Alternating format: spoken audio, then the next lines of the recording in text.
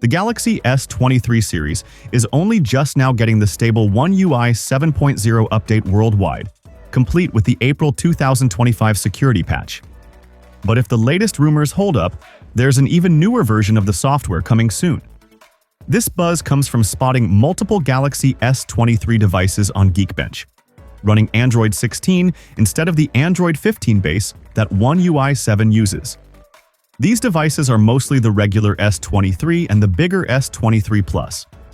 The S23 Ultra hasn't popped up in the leaks yet, though. All of them pack the Snapdragon 8 Gen 2 for Galaxy chip and have at least 8 GB of RAM.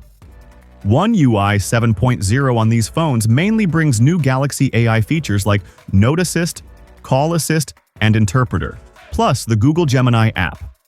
The S23 Ultra's S Pen functions stay just as handy as ever, no changes there.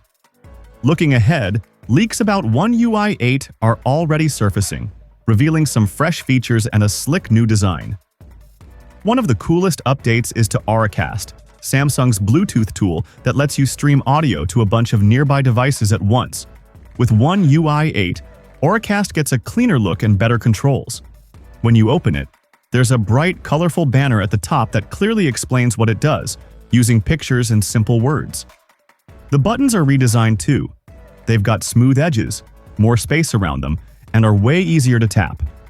Right now, it's kind of tricky to tell if Auracast is on or off. But with the new update, color changes, moving icons, and big buttons make it super obvious when you're sharing audio. Plus, you'll be able to share your Auracast session via a QR code. So instead of digging through settings, people can just scan and join instantly. Samsung hasn't officially confirmed all this yet, but the leaks suggest they're making Auracast way more user-friendly and modern with One UI 8. It's shaping up to be a nice upgrade. So, what do you think about the upcoming One UI 8?